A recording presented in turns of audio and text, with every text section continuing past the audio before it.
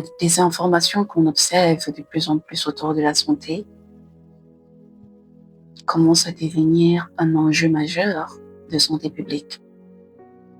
Bonjour, j'espère que vous allez bien. Ça fait un moment que j'ai un peu disparu des réseaux sociaux et il y a quelques personnes qui m'ont contacté pour savoir si ça allait bien. Merci pour la délicate attention. Je vais vous partager un extrait d'une vidéo et puis je donnerai mon avis par la suite. Cancer de l'utérus. Je vais vous dire une chose. Quand vous avez le cancer de l'utérus, c'est possible de vous soigner avec l'immunothérapie. C'est possible de vous soigner avec le traitement naturel que je mets en place pour cette maladie-là. N'allez pas vous faire opérer par qui que ce soit. C'est possible de soigner le cancer de l'utérus. Et j'ai déjà fait ça avec plein de femmes qui sont guéries. Aujourd'hui, tu les vois, elles rayonnent, elles vivent bien, elles sont heureuses. Pourquoi? Et je vous comprends, mesdames, parce que je sais que vous ne savez pas qu'il ne faut pas faire ça. Mais si tu tombes sur cette vidéo-là, que tu as cette maladie-là, dis-toi que c'est une chance pour toi. Que Dieu même t'a mis sur cette vidéo-là pour que tu puisses comprendre que tu ne dois pas aller de l'autre côté là-bas pour aller te faire charcuter. Ils vont même deux fois mettre enlever l'utérus. Tu peux saigner, tu peux mourir.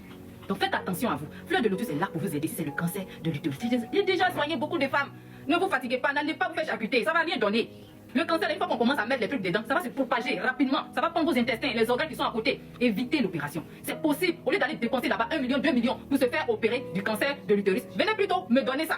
Venez plutôt me payer moi. Et puis je vais vous guérir une bonne fois pour toutes. Donc mes chéris, venez prendre votre consultation. La consultation, elle est payante. Et quand vous payez la consultation, on va parler de votre santé. Une fois qu'on a fini, je saurai qu'est-ce qu'il faut mettre dans votre traitement. Oui, le traitement, c'est pas un traitement qui est là comme ça. C'est quand tu écoutes la personne par rapport à ce que la personne te dit et tu mets son traitement en place. C'est pour cela qu'on ne peut pas vous donner un prix en avance. Il faut qu'on ait les informations sur votre santé d'abord. Et c'est pour ça qu'on a mis la consultation en place. C'est vraiment important et obligatoire, la consultation. Donc arrêtez d'aller vous faire opérer pour le cancer du col de l'utérus, pour le cancer de l'utérus. Tu es né à ton utérus, il faut répartir à ton utérus. Tu n'as pas besoin qu'on t'enlève quelque chose de ton corps. C'est possible de te soigner. Quand je tombe sur un contenu qui parle de santé, qui prodigue des conseils santé, j'ai tendance à l'écouter avec beaucoup d'attention. Vous voyez cette dame, elle est belle, elle parle avec beaucoup d'assurance, on a envie de l'écouter. Beaucoup de personnes l'écoutent, elle est tellement suivie. Et cette vidéo a fait pas mal de vues, des centaines de milliers de vues. Et beaucoup de personnes ont liké, ont posé des commentaires pour dire j'ai perdu ma maman et elle n'avait que 35 ans. Si seulement on était tombé sur ta vidéo avant, si on t'avait connue, peut-être qu'elle serait toujours en vie. Les commentaires m'ont donné de l'effroi. On la voit comme la sauveuse, avec son traitement miracle. C'est faux.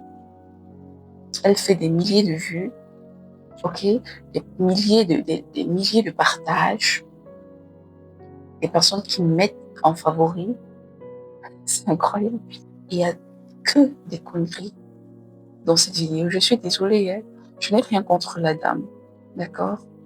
Mais quand on véhicule des informations trompeuses sur la santé, ça m'interpelle. Ok? Les populations sont en danger, ça c'est un contenu dangereux, d'accord? J'ai 3 problèmes avec son contenu. Premièrement, elle parle de l'urinothérapie, c'est-à-dire soigner avec des urines. Je ne sais pas avec des urines de qui, ok? Ça me rappelle justement une époque où des personnes sont sorties, des sachants savants sont sortis et ont véhiculé des messages comme quoi on pourrait guérir du VIH/SIDA en buvant ses urines. Et par la même occasion, ils ont incité les populations à arrêter les antirétroviraux parce que pour que les urines marchent, il fallait arrêter le traitement ARV qui, selon eux encore, était dangereux pour la santé. Je me rappelle dans mon quartier, j'étais encore toute jeune, les personnes ont arrêté leur traitement complètement et ont commencé à boire les urines. Et qu'est-ce qu'il y a eu des cas de sida à cette époque? Les gens entraient dans la phase de sida en série. C'est comme ça qu'ils y sont passés. C'est dangereux. Il n'y a aucune étude solide sur l'urinothérapie. D'ailleurs, comment elle utilise les urines? Elle les fait boire ou ça se passe comment? C'est pas possible, c'est incroyable. L'urine ne contient que des déchets rejetés par l'organisme.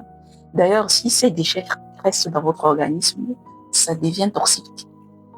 C'est pour ça que les personnes qui ont des problèmes aux reins et ne peuvent pas évacuer ces déchets vont faire ce qu'on appelle les dialyses pour pouvoir éliminer ces déchets afin d'être en bonne santé un peu. Mais cette dame nous fait croire qu'il faut boire les urines et que ça soignerait le cancer du col de l'utérus. Ça, c'est le premier problème. Le deuxième problème, c'est quand elle dit que le cancer du col de l'utérus, quand vous allez aller à l'hôpital, on va vous enlever votre utérus. Déjà, c'est faux. D'accord? Parce que il y a plusieurs stades de la maladie et les traitements vont de niveau en niveau. Effectivement, il y a un stade où on peut enlever l'utérus pour vous sauver. Mais quand vous êtes même à cette phase, c'est que la maladie n'est pas très, très évoluée et qu'il y a encore des chances de vous sauver en enlevant l'utérus, ce qui serait formidable. D'accord? Beaucoup de femmes aujourd'hui aimeraient tellement être à ce stade-là pour qu'on leur enlève complètement l'utérus pour les sauver. Malheureusement, il y a des stades où on ne peut même plus enlever l'utérus parce que il y a déjà des métastases un peu partout. C'est pour ça qu'il faut découvrir le cancer du col de l'utérus assez tôt. Il faut découvrir quand c'est encore dans ses débuts pour intervenir de la meilleure des façons pour sauver les gens. Le cancer dont on connaît exactement la cause et dont on peut prévenir de manière efficace. D'accord? En faisant ce qu'on appelle le frottis cervico-vaginal qu'on fait à une certaine fréquence pour voir si on n'a pas de cellules précancéreuses, pour intervenir avant que la maladie ne s'installe complètement ou que la maladie n'évolue vers une phase où justement il n'y a plus de solution. D'accord? Je ferai une prochaine vidéo peut-être à la suite de celle-ci pour vous parler véritablement du cancer du col de l'utérus, de comment prévenir le cancer du col de l'utérus. Et voilà.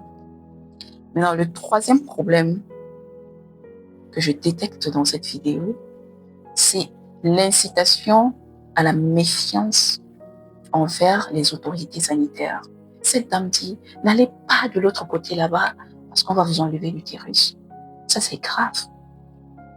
Ça, c'est grave. Elle incite les populations à boycotter les hôpitaux.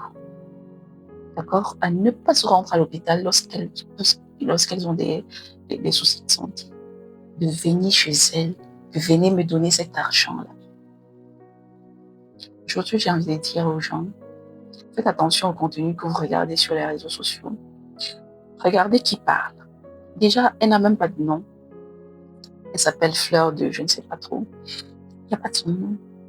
C'est-à-dire que vous ne savez même pas en qualité de quoi elle parle. Quelle est la validité de ce qu'elle peut vous dire? Est-ce qu'elle est médecin? Est-ce qu'elle est personnel de santé? Est-ce qu'elle a qui lui a donné l'autorité de parler de la santé? Je pense que chaque pays devrait se pencher là-dessus, essayer d'avoir un certain contrôle. Vous n'avez pas le droit de parler, de donner, de prodiguer des conseils santé si vous n'êtes même pas du domaine de la santé. D'accord? La science n'est pas innée. Vous ne pouvez pas vous lever un matin comme ça et puis vous commencez à prodiguer des conseils santé. C'est incroyable. Il dit carrément, n'allez pas là-bas de l'autre côté. Ok? C'est pas possible. Bref, regardez qui vous parle. C'est pas parce que quelqu'un est belle et parle avec éloquence que forcément elle dit des choses vraies. Aujourd'hui même, il y a Internet. Vous pouvez même aller faire des recherches vous-même afin de partager. Tous ceux qui ont fait des partages, là, vous partagez quoi? Vous avez vu quelle étude scientifique qui montre que ce qu'elle dit là est vrai?